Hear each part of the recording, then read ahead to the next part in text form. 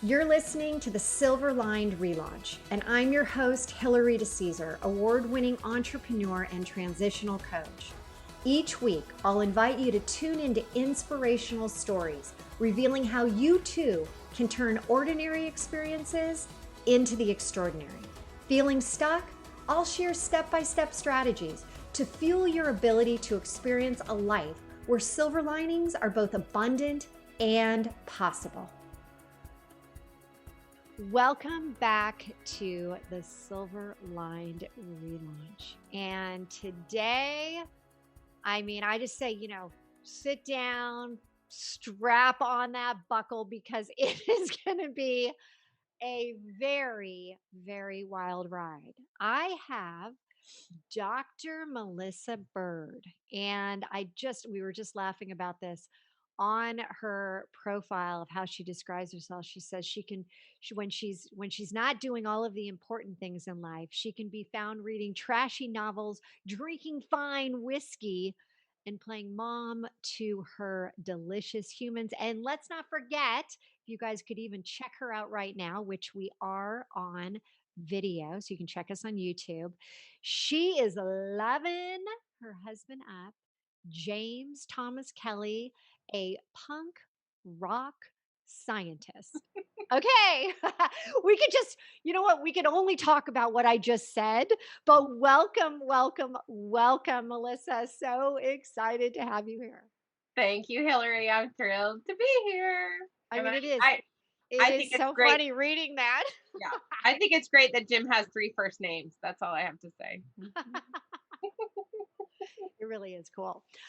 So we're not going to go down the path of asking you what kind of whiskey. We're not going to do that, or what kind of trashy novels, but we are going to jump into other things about your life. And now watch, people are listening and saying, wait a second, that other stuff is actually the stuff I want to hear. So I might have to throw those into a rapid fire question or so at the end, as we know we're going to go there. Yeah. So, Melissa, give us, for those that don't know you, give us a little bit of background on you and how you came to be where you are right now. Oh my gosh. That's a big story. I don't know if we can fit it in. I am Dr. Melissa Bird, and I am a public speaker and a life coach. And I have a master's degree and a PhD in social work. I have never been a clinician, always been an activist and an advocate. I'm a former lobbyist and really not very good at clinical work, but a really kick-ass life coach. So I I always, bet you're good. I am. I'm really good, y'all. There's no BSing with you. No. You either get your stuff done when you're meeting with you, or you know what, I could imagine you're just being like, that's it. No, I mean, no. they call me a hard ass, but I could even see you take it to that next level. I really do. And I love it. I love my job. I love what I do. And my favorite part, though, is the reason I created my company, Natural Born Rebel, which I know we're going to talk about a little bit. But really, the reason I decided to go into coaching and speaking is so that I could take all of the things I had learned from engaging in changing communities and giving people the tools to actually find their voice to make a difference in their communities and taking it to the public, because I could do it teaching social workers all day long, but I knew that I had more to give to the community and to the world, and so that's why I do what I do.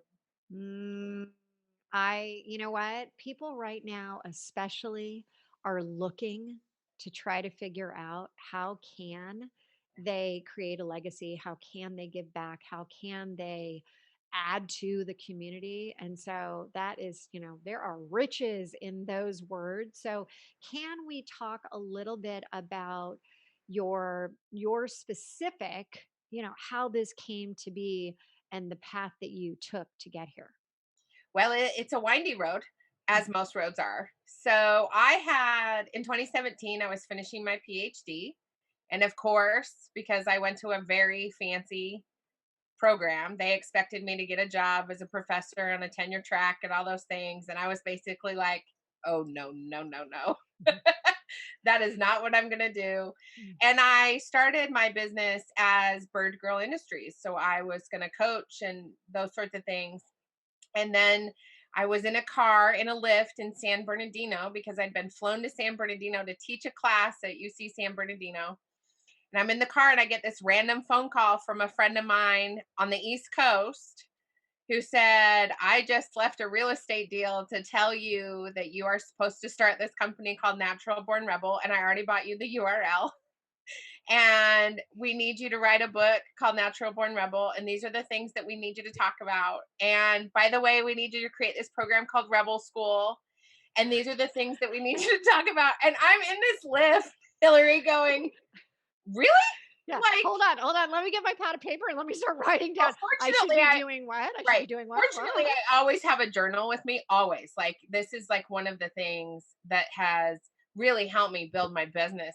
And is I always am writing down all my ideas that come to me because, so I have books, now I have like 25 books, but, and so I'm writing all this stuff down and she goes, okay, love you. Talk to you later. Bye.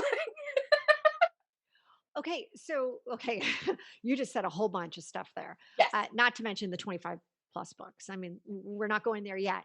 But I when you said it, and I do know your story, I immediately got chills again. Like how perfect the synchronicity of it all. You're driving and a friend says she's coming out of this, big, big meeting that she's in because she has this hit Yeah. on you. Yeah. And here's the kicker. You listen to her. I want to know, what was that experience like? Why? I mean, I'm sure you've had a lot of people tell you, go right, go left, but knowing you like I now know you, you don't really, I can't imagine you listen to a lot of people and where they think you should go. Not really. I mean, So, so so this is still weird to me, Melissa. the thing that did it is, well, first of all, it was such this loving, beautiful, exciting conversation. And but the thing that honestly did it, Hillary, is the Lyft driver. So the Lyft driver, like, because she was on speakerphone, and the Lyft driver just kind of turned around and glanced at me real quick and goes, "Does this stuff happen to you often?" And I go, "Pretty much." And he goes, "Do you always listen?" And I go, sometimes, but sometimes I don't. And he goes, I think you should listen to this one. That was totally random. And I went, oh, okay. And so what happened was I thought, Okay, so now everyone out there is listening and they're like, okay, so now the Lyft driver is agreeing with the friend who calls you up. but let me tell all the people that are listening to this is the second time that something this big has ever happened to me. The first time was when I was a lobbyist and I was in DC and I was in a cab. And the cab driver asked me what I wanted to be when I grew up. And I told him I wanted to be the global ambassador for women's issues in the State Department, a position that is no longer available, but that's what I wanted to be. And he said, well, how do you become that? And I said, I don't know. And he goes, well, why don't you call the person that has that job and ask? Well, okay, random. And I did. I emailed her. I said, how do I become you? And she said, you need a PhD. And I said, okay, I'll go get a PhD. So as I'm talking to you and I'm thinking about these little moments, these are the moments when they're so random that you cannot possibly have created them yourself. That's when you listen, because you're right. People tell me what to do all the time and I'm all, but when it's so random and so happenstance that you cannot help but listen, when it gives you the chills. And by the way, I wrote that book on the plane back home. That book came out of me. I've never had a book come out of me like that. It's the book that's on my website. And it it just flowed out. And I came home and I kept writing. And my husband was like, hey, babe. And I was like, what's up? Gotta write a book. What's the name of that book? The name is Natural Born Rebel. Natural Born Rebel, which ended up, you started the business, I did. you used the name, and you have done literally everything that she recommended, that she And, said you need to go do. yeah. I mean, okay, so for those that don't know, Bird Girl Industries. Yep. What was that? And how different is Natural Born Rebel? Hillary, that was a hot mess, is what that was. That was me going, oh, I'm going to start this business because I'm going to start this business. I'm a social worker. Nope, they don't give us business classes when you get a master's degree and a PhD in social work. I had no idea what I was doing. That was me putting together a freebie in Microsoft Word and trying to turn it into a PDF. I mean, it was a disaster from the get go. And I did well. I got my first batch of clients. Like, I did okay, but it was not the acceleration that I got the minute I listened to that message. As soon as I started listening to that message and creating and being in that flow of creating Rebel School and Natural Born Rebel, things just started coming. Like, it was like my clients were benefiting from whatever messages I was getting. My coaching got better. My speaking got better. My opportunities started to flow. I had been stagnant for that first year. And then it just started booming. And I could not have predicted that flow. You always hear about it, but man, it came. And for those of you who listen who have your own businesses and you're like in year 1 and 2, it's okay. Just keep going because it's really the third year where all of a sudden you have an idea, you implement that idea, and it just goes. Okay, so that is so on par with what we're doing at the Relaunch Company with this whole launching this foundational business, course, Mhm, because that's it. So many people have had like those, missteps, right? Oh, this might actually happen and then it doesn't. Or you have 1 month of high productivity and then the next month you tank out. mhm. For you, there was a lot of trusting your intuition. Oh, there's always trusting your intuition. So Always. how do you lean into that intuition? How do you harness it? How do you maximize it? Well, so I have a really great friend named Mary Houston who gave me this term, terracited. So if you're just slightly terrified and also excited, that is where you go. And so my instinct, Terracited. That's really funny. Th- so This good. this again is so good. I have a word with my kids called scazy. It's scary and crazy. and Yes. they thought that was actually a word until about a year ago. Now you can give them terracited and they can I use love that it. as scazy. I like I love it. scazy a lot. I So Mary gave me that word and I connected it to my gut, my Mhm. instinct. And for me, you know, a lot of times people talk about it as like the still small voice or the message that won't let go. But for me, it's sort of like a heavy metal punk rocker inside that's like, go! Like, don't stop now! This is Yeah. the path. Like, I always know if I'm like, yeah, that's the way I should go. I still listen to So Metallica. it's not a hell yes for you. It is No, like it's like an all the way. It's like as if ah. I'm at Metallica at the concert because Metallica is my favorite band. And so it's full Of bore. course, Metallica is your favorite band. But many people miss their instinct. Like they miss that Mm, gut because they're so high up in their heads they forget to breathe into their bodies to mm. listen. And I always know when I'm way out of alignment with my instinct because I am operating at in a frenzy, not from a space of being excited and terror-sided. So if it feels frenzied or chaotic or there's some worry attached to it, I'm like, "Oh, no, no, that's not the pathway." But if it's Mm. terraciding and it's just that edge of I'm about to fall off a cliff, but I know my parachute's gonna open, my wings are gonna work, and I'm gonna be okay, that's when I know I'm going the right way. And Oh, totally 100%. And I love that you say it's when your wings, first off, the fact that your last name is Bird. I Amber, mean, could it be any better? I mean, really? I do have a phoenix tattooed on my back, so Of now I course know you I'm do. gonna And I'm fly. sitting here, Caesar's not really cutting it here, the last name. It's like, I get a lot of like Caesar salad. No, I need to have like butterfly as my last name or something impactful. But for those that right now are listening to you and they're saying, That's great. I want that, magnified hell yes. I want that Metallica yes. But they're in that state of really like people are so stuck right now. They're frozen. They're in such fear. They're in such overwhelm. What do you suggest to them when they have kind of muffled that inner voice to such a degree? How can they how can they turn it up? How can they turn up the volume? What do you suggest in that scenario? So for people who feel stuck and are just really feel immobilized, the first thing is just to surrender to the idea that that's okay.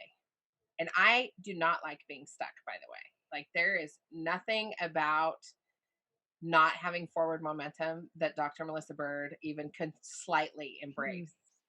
But I chose my word of the year to be surrender in January. Did you really? I really did. So I'm sorry to everybody. I just really apologize. January of 2020 was not the year for surrender, but here we are. So I had to really fall into that too. And I had to really go, okay, well, I'm not going anywhere and I'm not doing anything close to what I was doing even 2 weeks ago. Hmm. So, how do I surrender to that and what do I need? And when you ask that question, what do I need to know right now? And you actually listen for the answer and you do what the answer is, then the momentum happens. It never looks the way you think it's going to. And I think that's the thing I want everybody to hear. You can think it's going to look some way, and it never ever does. And that's the beauty of listening to the answer.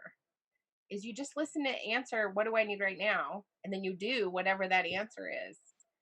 It's never going to look the way you think, but it's always better. Which is why I think the mindfulness people, that when they say this or something better, I mean, I think it's really true. Like, I could not have predicted the last 6 months of my life at all, but it's a constant reminder to surrender. But the other thing, and this is just a practical thing for people who are watching this online, or for those of you that are hearing it, stretch your arms and your legs out like a starfish. Because the way you teach babies to stop drowning is to be a starfish, and they rise up from the water and float. And it's the same for us. We have to stop pushing. What we resist persists. And if we keep resisting the drowning, we're going to keep drowning. And so if you put your arms and legs out like a starfish and open up that alignment from your throat all the way down to your pelvis, you open all those chakras up, and then your heart gets open and you can receive whatever it is you're supposed to receive. Don't push. That is so spot on, and I just took so many different notes that I'm going to circle back with. You had surrender coming in. I had possibility. That was my word for the year. Mm, And that there was a lot of internal struggle with possibility and, trying to become that powerhouse of possibility. And as you were talking about, whatever you think is going to happen is going to be the opposite. My grandma used to say, man plans, God decides. that's absolutely And it's so right where, you are saying you've got to, yes, plan. You got to think about it. You got to have some type of idea. Okay, this is what I want, but don't be so concerned with the steps. Don't that's be so concerned with all that. So I love that because the way you described the starfish and the little kids swimming, I've never heard that. I've never heard it said that way, but yet I remember my kids doing some type of motion like that yeah. in the pool, to try to float. Mhm. And when you stop having that outstretched arms, right? And you close in, even think about how you are perceived, right? When your shoulders are hunched over versus that star shape, or, as they call it, the Wonder Woman pose, or anything like that. You have to take on that one small, which is that one small step, right? How Yep. do you get momentum? How do you get unstuck? You take one small step. So beautiful, beautiful way that you describe that. I'd like you to, um, in terms of you had this opportunity where you'd been working with Bird Girl Industries. You said about 1 or 2 years. Is that It was right? like about 18 months when Okay. Susie called me. Okay. And you realize that a pivot, a relaunch was in order. You must have felt like, yeah, you were searching for something else because you were just forcing it, right? As you had said. Mhm, This came to you. And can you, knowing that so many people out there are thinking about setting up a new company, mhm. they've got that idea, they have that, that little spark of like, ooh, what if I did? What would you suggest to them if they have gone down the path and it hasn't really worked and they now have a new idea? How do you get them to go from that point A to B? Well, there's a couple of ways. The first one is to build your village. So I know my strengths and I know my weaknesses. I am really great at social media, but not good at scheduling social media. I am really great at coming up with fantastic words. I'm a writer. It's one of my core things of who I am. But I'm not a website designer, right?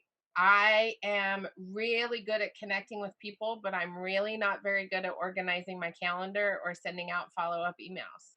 So I built my village. I found my web designer. I found my social media person. I found my administrative assistant, my VA. I collected those people and committed to paying them so that I did not have to do that work. So that was the first thing was I built my village. But the second thing was that I had to really give up the idea that I knew what I was doing. I had to stop trying to control the process. I had to give up that I knew exactly what was going to happen in any given moment because I had predicted my day by scheduling people and doing these things. I had to give up that whole idea of control because here's what I know about being an entrepreneur, there is no control. And we have these beautiful, incredible, amazing ideas. And when we bring people together to help us, and then we trust that they are here in our best interest to serve us and to serve their purpose in the world.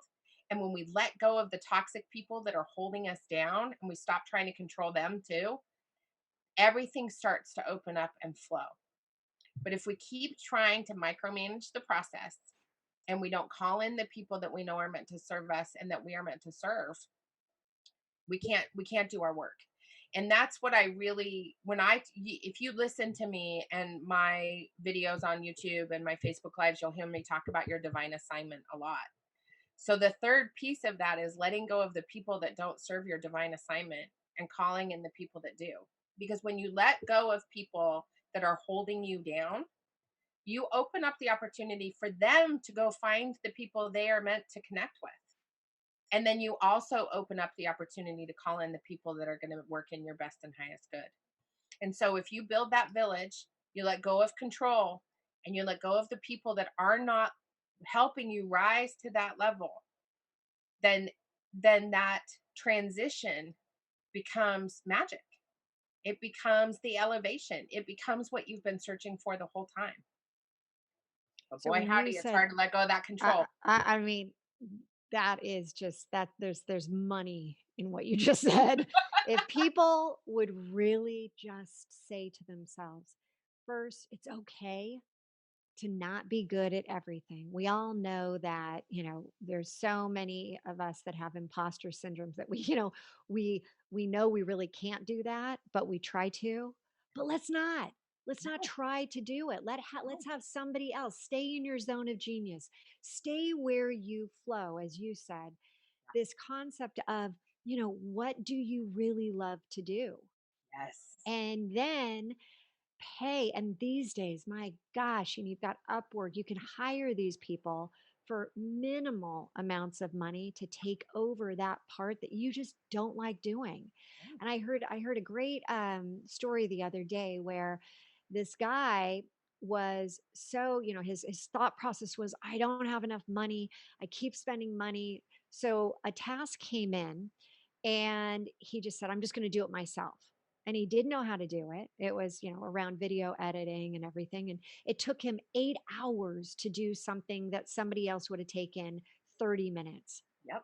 And I just thought, gosh, you know what? What could he have been doing to build his business instead of doing 8 hours of video editing that he shouldn't be doing? Yeah. And that is such a difficult concept for people. But when you learn that, when you learn to give it up and have somebody else do it, that's when your business starts to rise. That's That's right. when things start to happen. I want to ask you more about toxic people.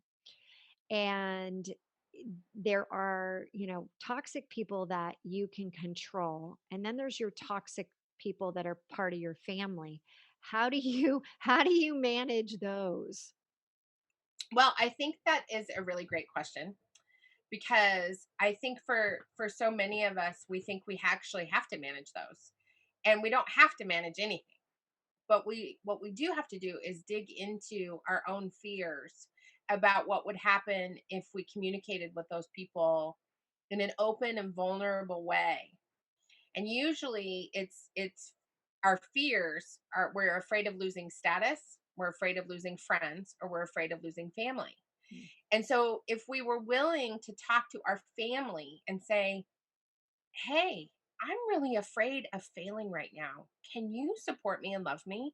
I remember when I first started that first year of my business, here I am. Speaking of imposter syndrome, I have a PhD.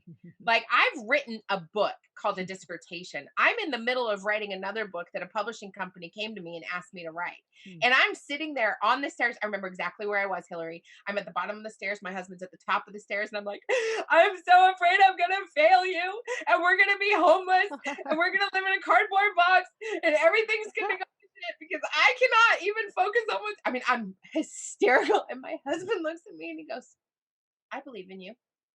Oh, what a And I was beautiful like, thing to and say. I looked at him and I go, "How's that even possible?" I mean, I kept going and he goes, "You're worthy.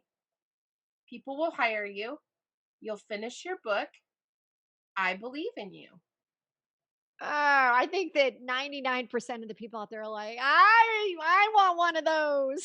But we have them. Here's the thing, we have them, but we don't give them the opportunity to say, "Oh, I'm sorry you're so Mm, scared. That must be terrible." We don't give our partners, our friends, our family, the opportunity to say, "Oh my God, I'm really sorry." We mm. keep that hidden. We don't tell people we're terrified. Look what's happening in the country, in the world. That's It's so not like we true. go up to people and say, "You know what? The reason I'm so mad at you is because I'm afraid." We Mm, don't do that. And that is the key, Hillary. mm. I mean, that's the key to the kingdom. Speaking of gold, if we are more willing to look at our family and friends and say, "I have no idea what I'm doing, but I'm going to keep going. Can you support me and love me?" And you know why? It's because people are watching. And for those of you that have kids, my son the other night, he's 10, we're at the dinner table and he goes, "Hey, mom, you know how you're always telling your clients to have a gratitude practice? That's what you call it, right?" And I go, "Yeah." And he goes, "I think tonight is a good night to go around the table and talk about what we're grateful for." Mhm.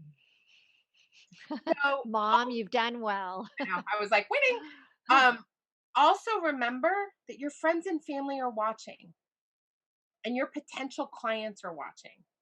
So if you show up consistently and constantly on your own time frame, not somebody else's, but yours.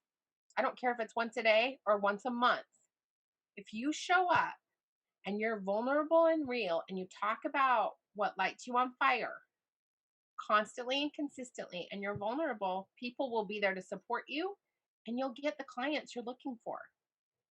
100%. And I can validate that because for so long I was under the impression that I had to show up in a certain light because of my background and what I thought I should be showing up as. And as soon as I opened up the door and said, "Hey, guess what? This is really me. This Mhm. is my, my fears, the things I love." I mean, look at even the podcast, right? The things that I share on this podcast. I mean, sometimes I get these calls from, friends and they've known me for, 20, 30 years. They're like, I didn't know that. I didn't know that. But exactly. And I want to go back to your point about that your husband, he had it in you, but you were willing to open up and say, this is what I'm feeling right now. There's also the opportunity that you give somebody by saying, I actually want your opinion. I want your thoughts. What do you think about this? And then they have the ability to answer. And they may not answer the first time the right way. And then you can share with them, hey, this is what I really needed to hear from you. And then guess what? They learn. They do learn. There's this fabulous, and I don't know if you've seen it, Melissa, where it's on YouTube and it's this woman who has this nail protruding out of her forehead, and her husband is and you can actually Google it, but like, woman with the nail in her head. Yeah. And the whole idea is the husband sitting there and he's like, she's like, I don't know what it is, but I just have like, there's something that's right here that just is bothering me. And he's like, it's the and so everyone has to go home and, like, Google that because it's so funny, but I thought about that as you said that, that be open, be willing to say, "This is what's going on with me." And then those toxic people that we think are toxic, sometimes really super, they absolutely, like, surprise you. They really do. Yeah, And that's a that's really what we want, is that connection and that communication with other people. That's all we absolute want. absolutely.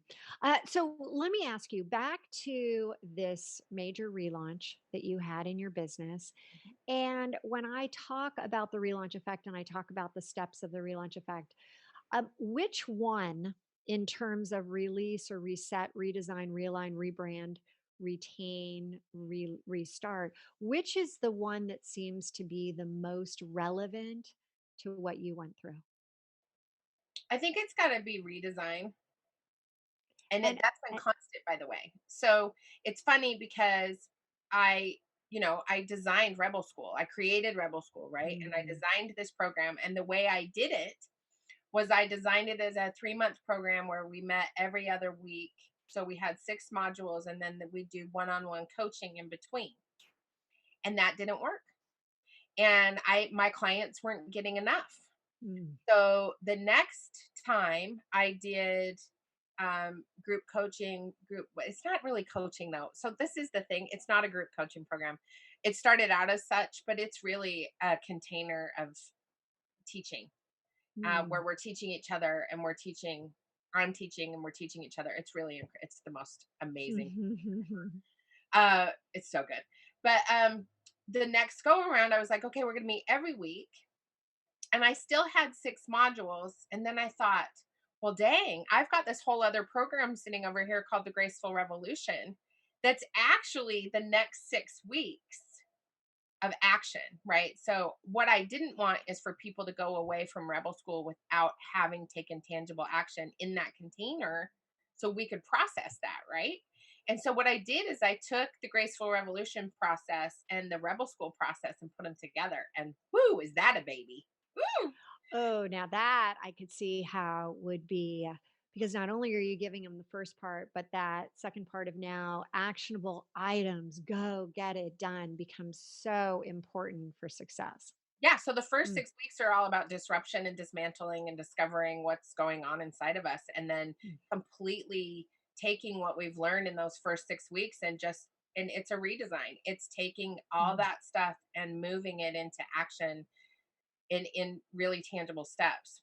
And so the one-on-one coaching is still part of it, but that group, it's constantly being redesigned. And I think that's the thing that some people forget when they're running their business, is that it's okay for it to be a constant evolving process. It's never done.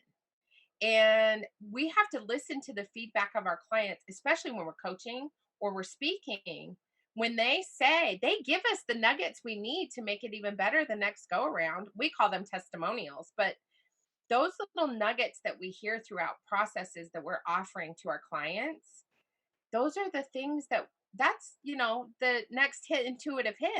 Like, mm. oh, well, if I did this, I No could get doubt. this. And Mm, so this third go round has been epic. Like I could not have predicted this third go around. I'm just like, whoo. And it just keeps getting better because I'm in those 6 phases you talk about.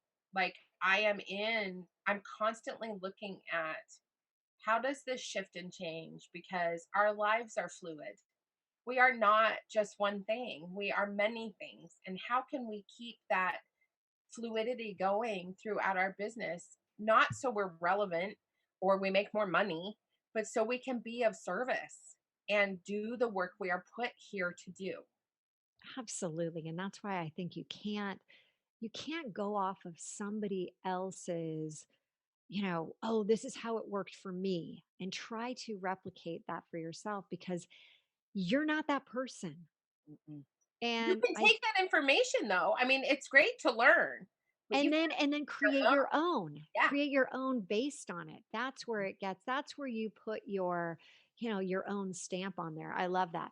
Well, okay, unfortunately we are coming to an end and I want to make sure I get in my rapid fire questions. I'm going to give you these questions and just give us your answer and let's go. Okay. So number one, Zoom calls dressed head to toe or waist up. Both. Both meaning you go Sometimes I go all the some way. days you're Sometimes I'm in my sweatpants and looking okay. really fabu. Okay, so what about today? I'm totally dressed. Okay, because you look I've already said you're spot on there. Thank Okay, favorite whiskey. My favorite whiskey is between Oban it's Scottish whiskey or High West from Park City, Utah, which was where I was born and raised. Ooh, nice. Okay, how often do you wash your hair? Every 4 days. Ooh, okay. That's about what I do. Uh favorite podcast besides this one. I like All Killa No Filla, which is out of the UK, and it is an analysis of serial killers. Oh, geez. Okay. And those women, they go like serial killers, like from the 1500s. Like they are like those women are. It is like my dirty secret that I listen to All Killa No Filla all the time. Okay, I love that I kill a no filla, and now this next one is what's your favorite beauty product? That is really Oh God. that's so Okay, awesome. that's so good. So, my favorite beauty product is Bite makes a lip balm that is so yummy. And it's made from plant-based products so you can eat it. Like, you know how you eat like you ingest like 7 pounds of lipstick in a lifetime or something totally gross? Bite is like not toxic. So I love it. Okay, that is really I've actually used it, I agree with you, and you just reminded me of when we were in school, like, what, kindergarten or preschool, and you would eat Play-Doh. I Yeah. mean, I don't know, I did, I thought the salty taste was It good. was so good. So gross, but so good. Okay, we're not gonna go there. That's like okay, backyard barbecue or a schwanky cocktail party? Swanky party at a backyard barbecue. Ooh, love that. Mhm. Okay, your go-to poolside drink, and you can't say whiskey because I've Oh, already well, got that one done. that's not a poolside drink. So, my go-to poolside drink is usually a very cold beer. And what brand? Oh God, are you ready for the trashiest answer ever? You know what? This is why I'm asking. Bud Light in a bottle. So right now, my I have 2 moms. My one mom passed away a year ago yesterday, but my other mom is right now, like, high-fiving you. That's her babe. Okay, and last but not least, what does a powerhouse of possibility mean to you? Hmm. It means to do one thing every day that scares the living crap out of you. Hmm. So that's my favorite quote from Eleanor Roosevelt: "Is do one thing every day that scares you." And I have been doing that pretty consistently for I'd say the last 15 years or so, maybe 10. And it changes the way I embrace possibility because the more I am afraid, the more possibility comes to me. Have you done that today? I have indeed, and it was horrifying. Ooh, can you share? Um, I have gotten ready to send our taxes to a commercial lender because my husband and I are building a retreat center and aquaculture farm here in Oregon. Oh, that's And so we are good. asking for $5 million in funding. That I just got chills again. That is amazing. And Yeah. yeah, that scares the shit out of Oh you. my God. I love that. Yep. Okay. And then as we're wrapping up, I do want to say you've mentioned your program. Mhm. Is there anything that's coming up that we can share with our listeners that would give them more information on how to get in contact with you, how to be a part of some of these things that you offer? Yes. So you can find me online on my website at naturalbornrebel.com. And I have a masterclass on there that is constantly rolling. And the first one is about rebellion and imposter syndrome. The second one is actually about Christian witchcraft and undoing the shame about Christianity and witchcraft and bringing those two things together. And the third one is about unspooling the patriarchy in your brain. And so those are constant offerings that I have in addition to Rebel School. So So I know the second one about the witchcraft, that was intriguing as all can be. I am definitely going to check that one out because I love your unique names. I love how you just put it out there. You are Dr. Melissa Bird, just terrific. So I wish you all the luck. Thank you so much for being with me today. And I know our paths will cross again soon. oh, I hope so, Hillary. I think we could have some fun. I do too. Thanks again. Thank you.